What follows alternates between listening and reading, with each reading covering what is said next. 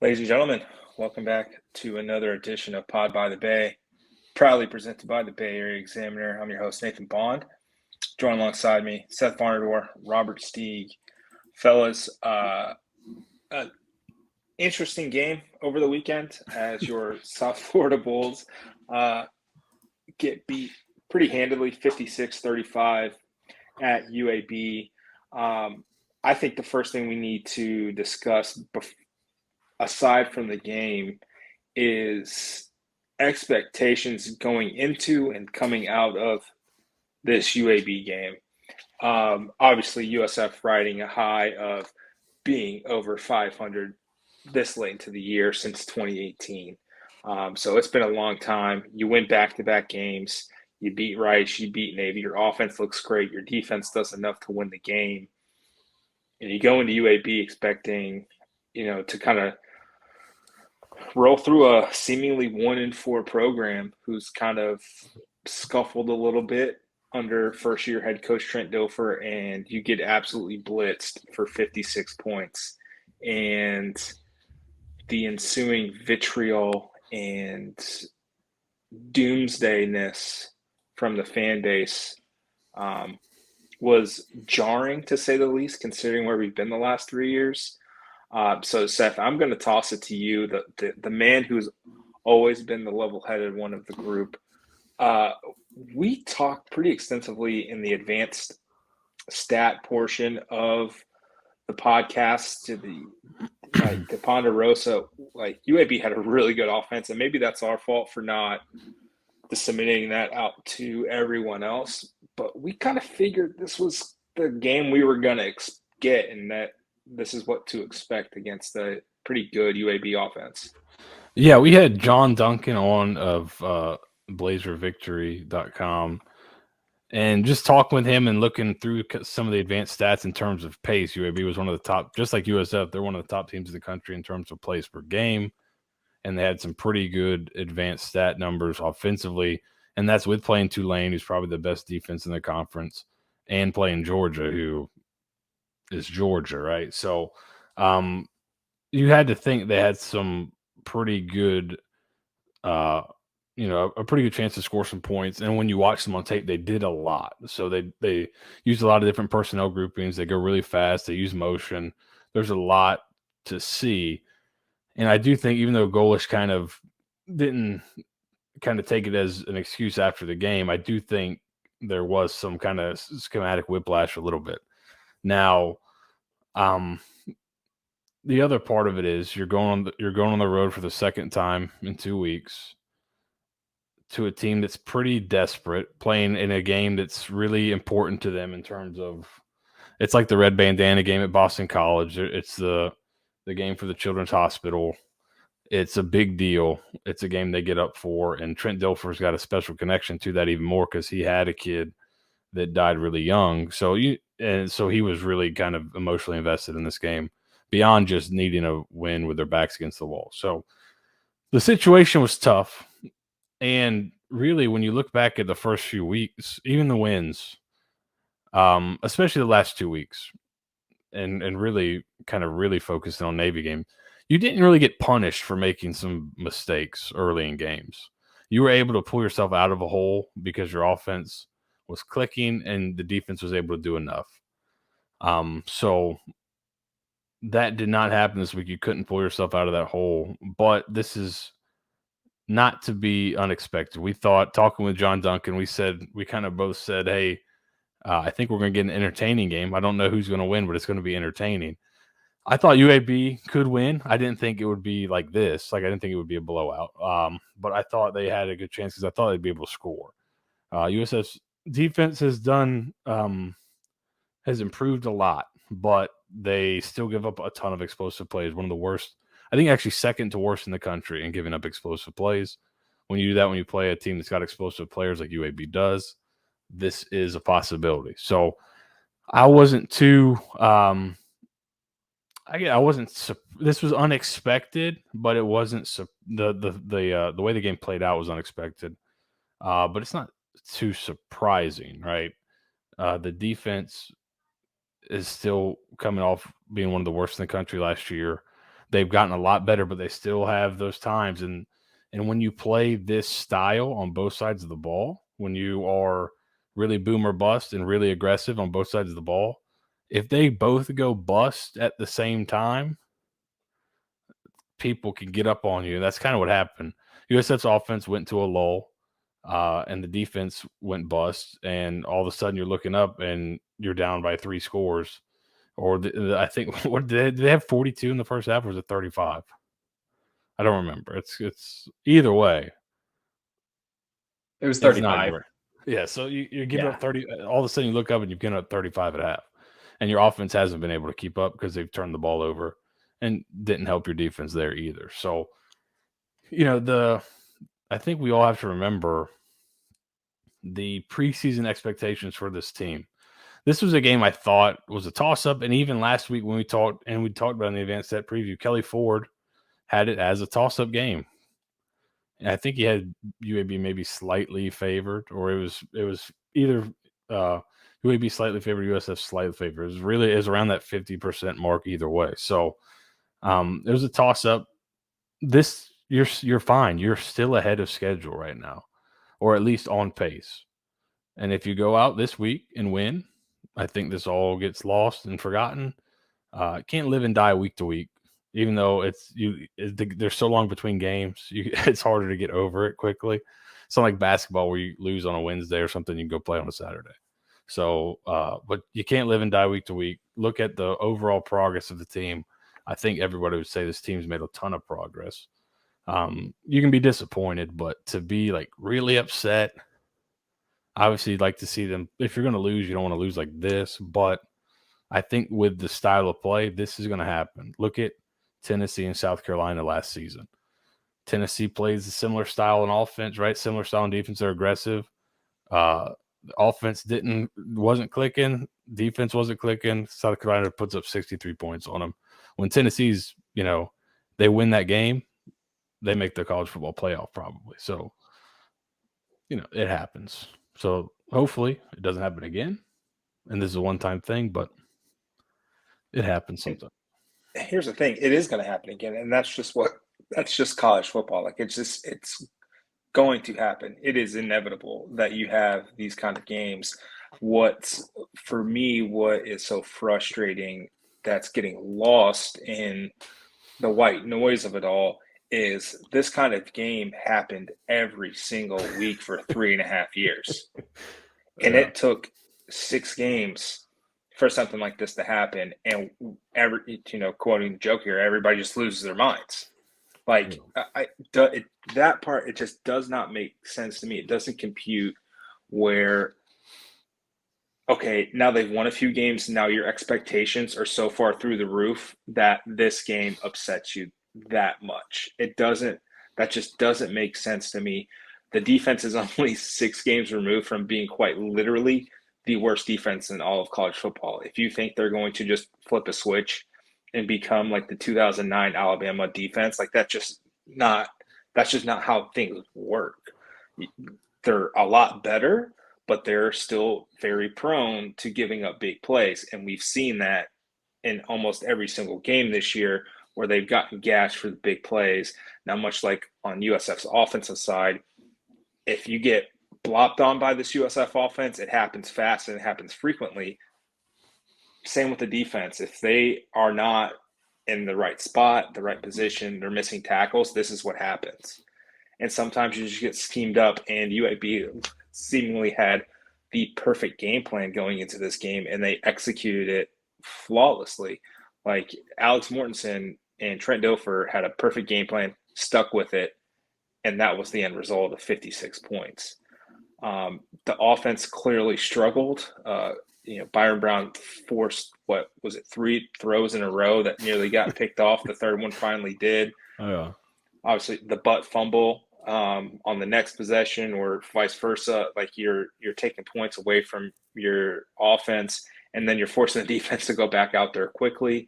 They got pinned deep on 3 possessions in the first half, and they went 3 and out.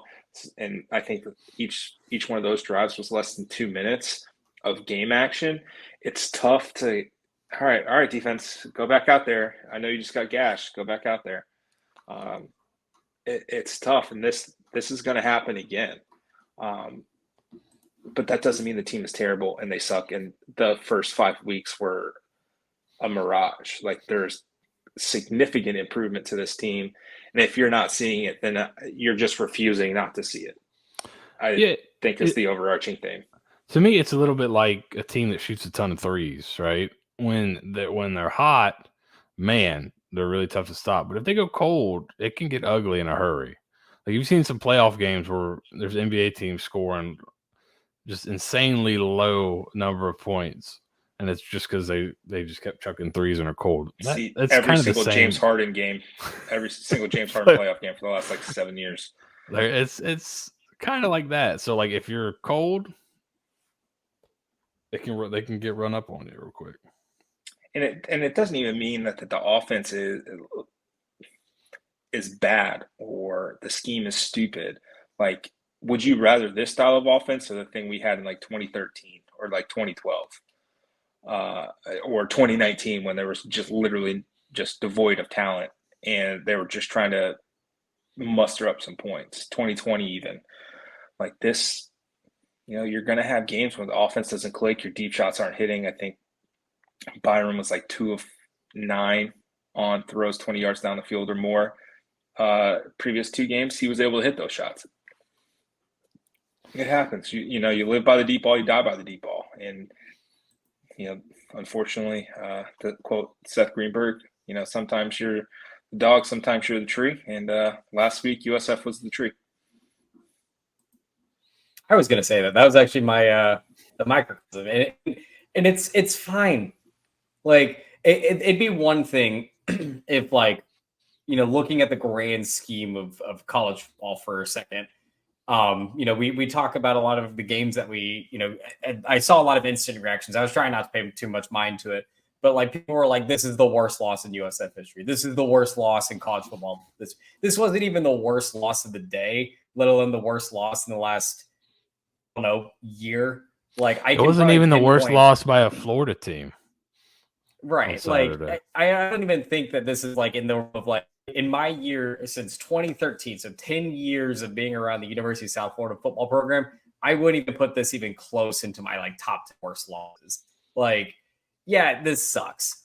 But when you put it into perspective of what the team currently is, if we had just taken it all out of a vacuum and said, halfway through the season, right before homecoming, USF is 3-3.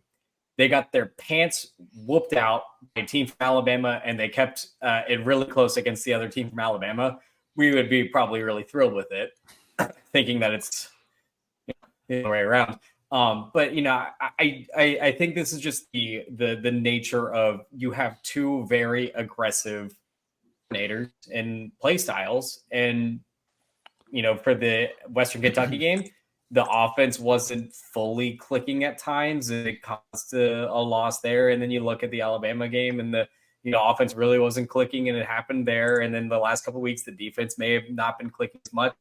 They have their great moments and they have their bad moments, but again, it can compound, and you get really aggressive on defense. You push these defensive backs up, and then they get beat over the top, or they get beat by crossers, and this happens, and it's fine. You're still in year 1.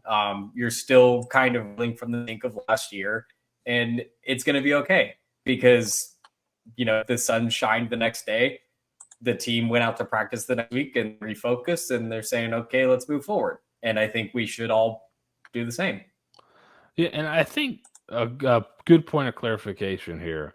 When Steeg says it's fine, he does not mean it's cool to get your brains beat in a football game. That's great. That's awesome. What he means is, when you look at the totality of the season, they are ahead of schedule. So I think we're not trying to say that you shouldn't be upset when your team goes out and plays really poorly in a game that was certainly seemingly winnable, right?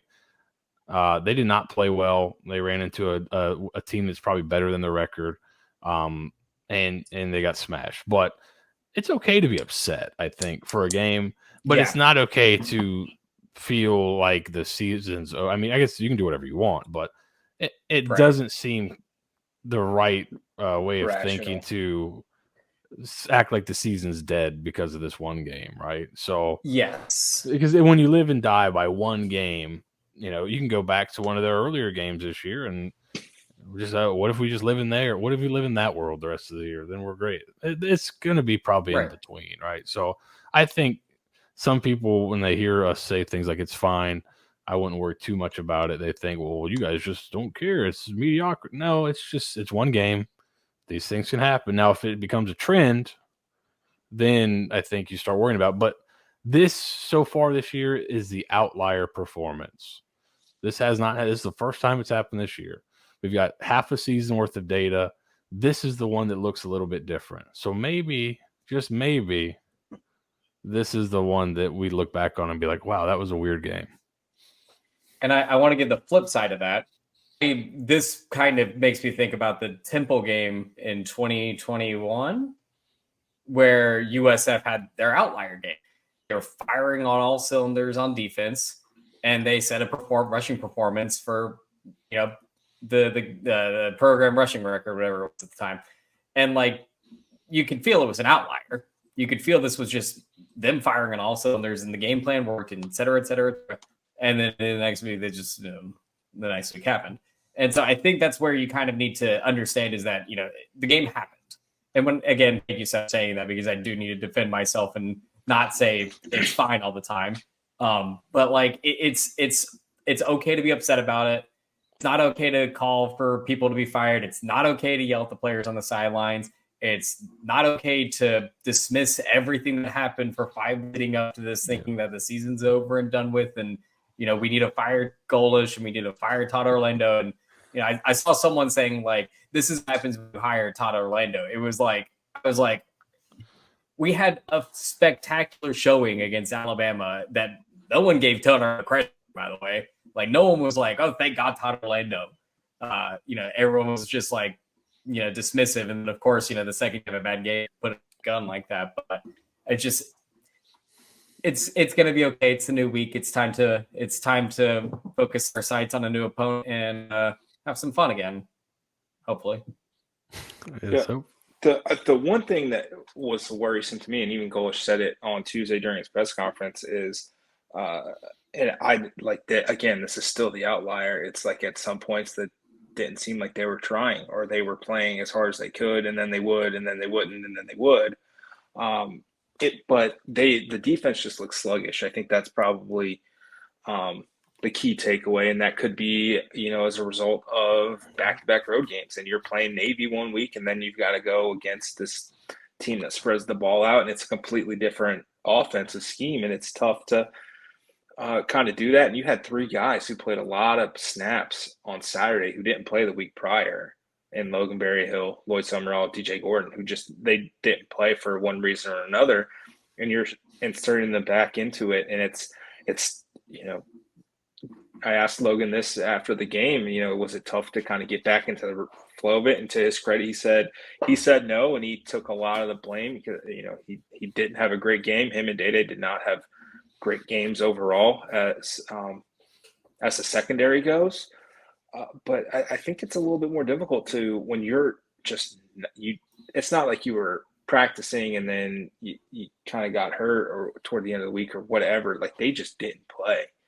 It's tough to jump back into it, especially against a team that, as you mentioned, Seth, is quite literally multiple and will do different things on offense. It's tough to, be gap sound, to keep your eyes in the right spot. And, this sort of thing can happen. Yeah. And as much as Dilfer's like become a meme a little bit, like, they had a really good plan. And that's what when we talked to John Duncan, that's kind of what I asked him, because it watching them against Georgia, watching them against Tulane, you saw a lot of good stuff. And coupled with tempo, like, I'm surprised how much they have in this early. They've got a ton, it feels like, in. And so just like seeing that first game back, you're seeing tempo, guys moving all over the place, motion shifts, different personnel groupings. You got to get it all communicated really fast. And, and then you miss some tackles, take a couple bad angles, they're athletic, and they run by you. All of a sudden, it's like, oh, crap, we're in it. So Yeah, this is one that hopefully when you look back on the year, you're like, okay, yeah, that was just one of those weird games, and it's a blip on the radar, so to speak. But I wouldn't panic just yet. Let's wait a couple. I totally weeks forgot before we about can Navy. That's a we're kind of sore from the Navy game a little bit. Yeah, and you have had some. You've had, it seems like, a bunch of nagging injuries on the defensive side of the ball, where guys will come out for like 20 plays in a game and then go back in. Who knows? We'll see this week. I think they'll probably be energized with a homecoming, home crowd, the new rival, according to some people. Boo! The one thing to watch out for. Golesh didn't give an update on Tuesday. Maris Brown left the game early on Saturday and did not come back in. Tavin Ward got some run at corner, and that's a true freshman getting run. You don't love that, especially when you're going up against a guy who has, let me get these right, LeJohntay Wester has 52 catches for 499 yards so far this season. Where's he from? Do you not know, or are you being facetious? I mean, facetious. He's from Palmetto, Florida. He's Palmetto. He's a Palmetto boy. Yeah. Went to Palmetto High School. This is we'll go more in depth in the Ponderosa, but this is the dude. Like we told y'all, Mari Thomas in the Ponderosa last week was a guy to watch out for. This is that guy for FAU. Over the last, he's had a 12-catch week. He had 12 catches, 108 yards against Clemson, 13 for 137 and a touchdown against Illinois, and then 9 for 98 versus Tulsa last week. And he's had a couple of rushes as well. The FAU offense goes as he goes. Nobody else is within 35 catches of him this season. Like, it is quite literally wide receiver one, and then the others. He's Diana Ross and the Supremes or whatever, right? Is that it? That's it. There it is. Yeah, he's explosive. He's got some wiggle. He's a good player. He actually, I think, blue shirted. So he came on campus initially without a scholarship. Ended up getting one the next year. He's a really good player. But outside of him, you look at their offense, it's been pretty poor. So, and we'll go into like more details and give you like the actual numbers on the Ponderosa. But kind of the story with them is their defense is like middle of the road ish, not great, but not terrible. Offense has been pretty bad by most metrics. Now they do have an explosive player. You mentioned LeJohntay Wester, but without the starting quarterback, Casey Thompson got hurt. I'm not sure they were able to slug one out. They played in the heavy rain last week, didn't they, against Tulsa? Didn't cover, but they were able to win. Steeg actually hit that for the Blog Boy Roundtable at Tulsa +4. What I pick, This is one where you're going to have to. You're hoping your defense can get back kind of on schedule there, like they had been the first 5 games. This is a good opportunity to do that, I think. Maybe extra motivation for the coaches that left. I don't know, because it's not like they left on bad terms. I think they left to take a better job. So, but then on the other side of the ball, if you can score on their defense, then I think, which is not an elite unit, but it's not a bad one. Statistically better than UAB. I haven't watched to see kind of personnel wise if they're better or not, but so that's kind of the challenge. It's more on the offense this week. Last week was probably more of a defensive challenge that you did not meet, but this week it kind of flips. So at home, your offense, don't turn the ball over. You probably got a pretty good chance to win. That's been the issue for USF in 2 of their 3 losses. Western, just terribly timed turnovers, and then last week some terribly timed turnovers that just never just blew your momentum. And I'm of the opinion, and I could be absolutely dead wrong here, after Byron Brown caught his own pass for that 15-yard gain, he went into absolute heat check mode the rest of the possession and got burned. He's like, bro, if I do this, I'm feeling myself. I've already ripped off a 60-yard touchdown run. I am invincible. And much like Boris in GoldenEye, he got basically frozen to death. That's a deep cut for some of you James Bond fans right there. Yeah, turnovers. Yeah, because that run, great first run, the catch, then run after catch. Probably feeling pretty good. Listen, they didn't intercept the first two. They probably won't intercept the third one either. But it didn't work out. So, but turnovers, they are one of the worst teams in the country in terms of turnovers lost. They've lost 12 turnovers this year, which is 119th in the country. That that coupled with your kind of lack of success rate down to down can really, really put a damper on your performance if you're not hitting those explosive plays. So, which they are very good. They're 25th in the country in explosive plays. So it's been booming at times, but you got to be careful. Yeah. I think that's the thing for us. Like as you mentioned, 8 fumbles this year. They've lost 7 of 8. I think Byram has 4 on his own. Off the top of my head, I'm pretty sure he also has thrown 5 interceptions. That kind of jives with the team turnovers. He's a freshman still, but you're getting toward the latter part of like being able to still call him a freshman. You know, he's started 8 games, so you basically have a full season under your belt. The ball security needs to improve, especially when he's running around. That's been the most frustrating thing for him. Just watching him play, I think. Let me see if they have the info here. But I was taking a look the other day, and I think aside from maybe 2 games, he's lost a fumble in almost every start. So that's the thing that needs to get fixed for him.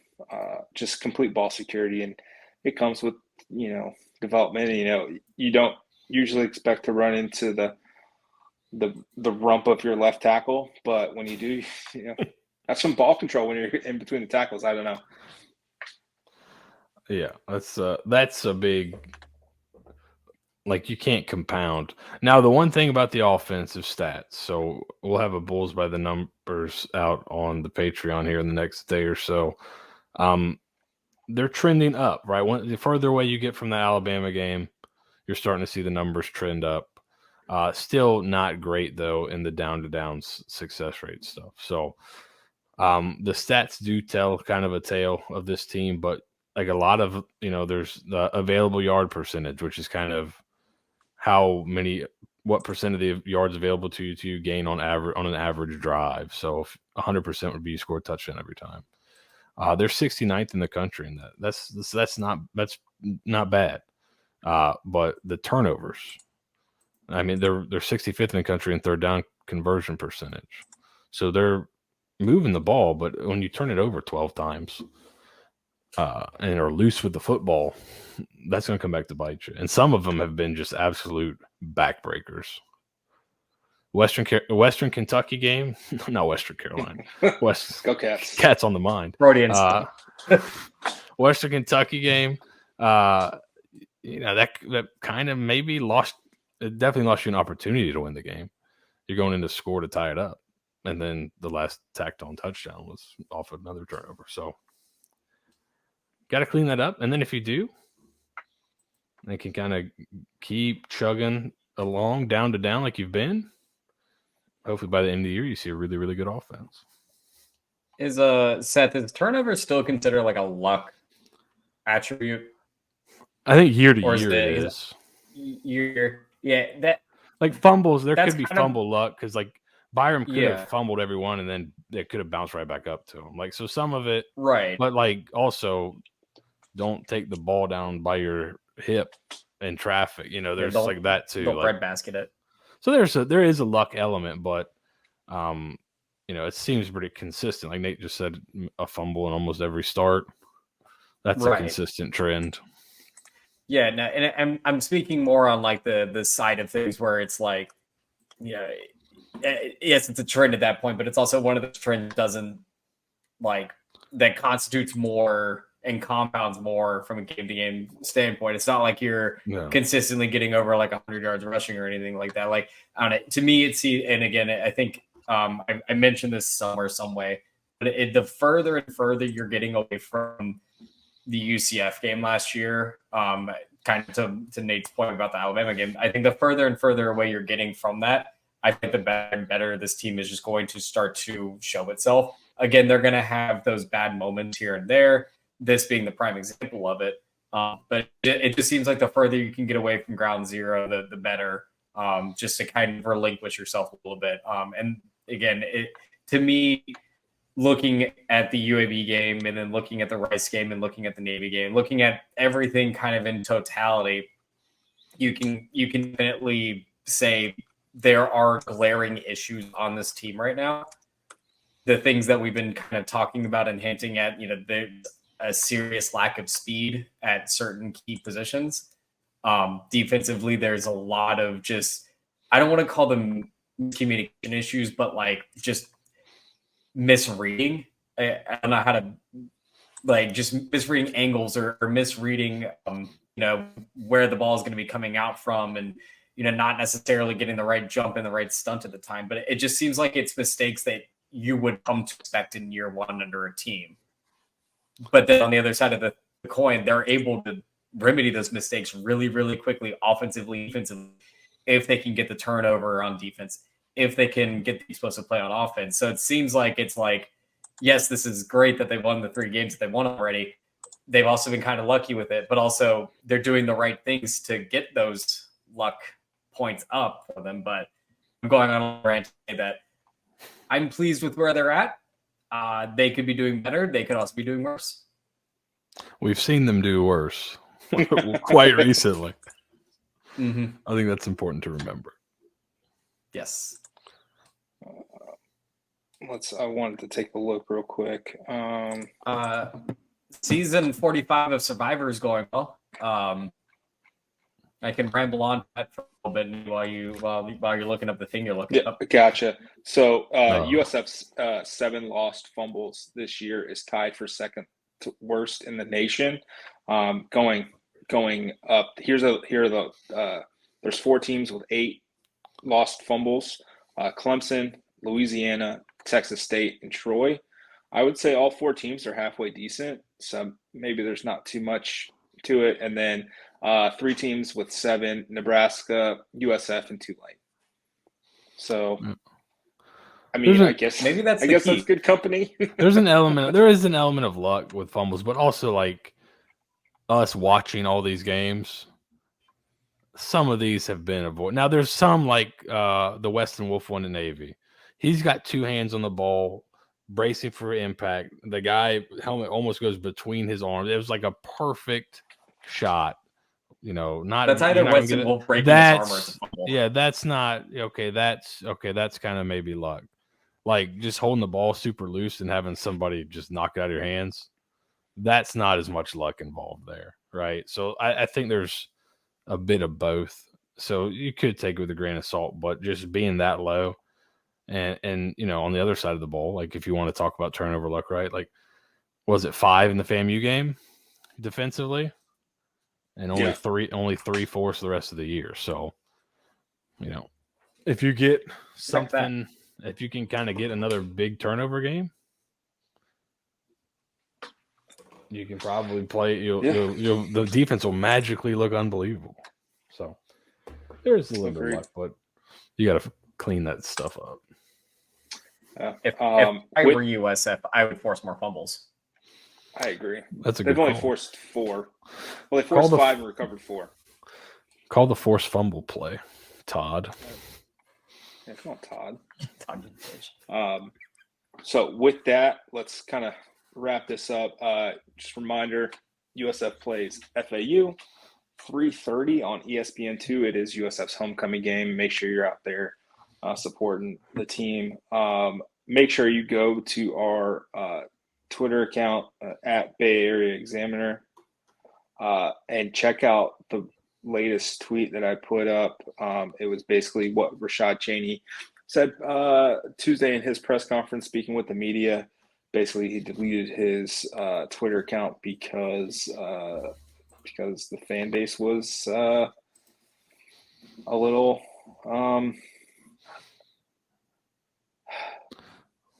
irrational. Mm-hmm. I'll say irrational. You come out of the Navy game, hey, conference title contender, I'm paraphrasing here, and then you lose this game and now you're the worst team ever, this and that. It's tough. And whoever that fan was berating the team on the sideline behind the bench, I hope you look yourself in the mirror, because these are 18 to 22-year-old kids who've started to turn the program around, and this is how you treat them after a loss. It's not ideal. No. Don't do that. Do we want to pick this game? We didn't pick last week. We got some man. Yeah, we got some pushback. We didn't pick the game last week. We got some angry responses. There were dozens and dozens of angered people. Yeah. So USF's what? Are they still favored by 2? So right now, USF is a 2-point home favorite. The over/under is 58.5. FAU's plus 110 on the money line. That's USF's minus 130. So kind of a toss up as toss up gets if you give 2 points for home field. Yeah.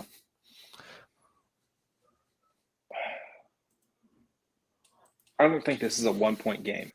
So if you think one team's going to win, just pick them regardless of the spread. I think USF shows up. I think they win. I think they win going away. I don't foresee this defense having 2 stinkers in a row. Now, is it possible? Yes, but I don't. The pride on this defense that has generated or been revitalized over the last 5 weeks, 6 weeks, is not going to dissipate and go away and revert back to 2022 just like that. I think they've got a lot to play for. Quite literally their entire season still ahead of them. They're still 2-1 in the conference. They can still do literally everything they wanted to do this year. They get back on track, and they show them that the best beach in Florida is Castor Beach. Yeah, here's my worry with the game. So like I said, FAU's defense is all right, not great, but they're all right by the advanced metrics. If you look at success rate, like down to down, they're pretty bad actually, 96 in the country in success rate. So it seems like they're doing a pretty good job of not giving up explosive plays. So my worry with this USF team is beyond just dependence on explosive plays. Matching up with defensive athleticism has, I think, been an issue. UAB was not a great defense, but they were somewhat athletic. So that worries me a little bit. But FAU's offense has been pretty bad. USF's at home, looking for kind of a bounce back. I'm going to go USF. Let's go like 20. Let's go 27-21 USF. Something like that. Maybe. Yeah. Let's do something like that. I think it might be a hard-fought game just because they don't allow the explosives. But this is a great test for USF. If you can kind of methodically move the ball down the field like FAU seems to allow, that's great progress. So this is a really good chance to get back on track there offensively. Steeg? I don't like this game. You need to bring back the 60-pointers. Yeah, I like that because it was just mindless and I didn't have to think about it. But now I'm actually trying to think about it, and it's just like, to Nate's point, I don't think that they're gonna put back-to-back stinkers up on defense. I think to a point, probably midway through that third quarter, it was just kind of like you got snowballed and snowing, and you're kind of throwing things out the window at that point. You're not really going through the motions because you're down by 3 scores, and at that point, probably whatever. So give me like 34-30 FAU. Prove me wrong. Oh, yeah, prove me wrong. I'll gladly be wrong. After I picked USF Rice, then I said prove it right. I was like, I'm not going to pick these anymore on Blog Boy Roundtable. But yeah, prove me wrong. Be negative about it. I'm not gonna berate you, but prove me wrong. Before we go, can I give you a stat that'll blow your mind? Yeah. Where do you think USF ranks in pass defense success rate? Oh, they've got to be stupidly high. 38th. Yeah. Pretty good. It's just the EPA numbers when they factor in explosiveness, 104. So yeah. They give up the big ones. Thing is, they're really good at not like giving up like the underneath passes and like the 20-yard gains. The problem is that they're giving up 60-yard gains once or twice a game. Yeah, they give up the big ones. All right. Funny how this works. Cool. Nathan. With that, thanks for tuning in and listening to another episode of Pod by the BAE.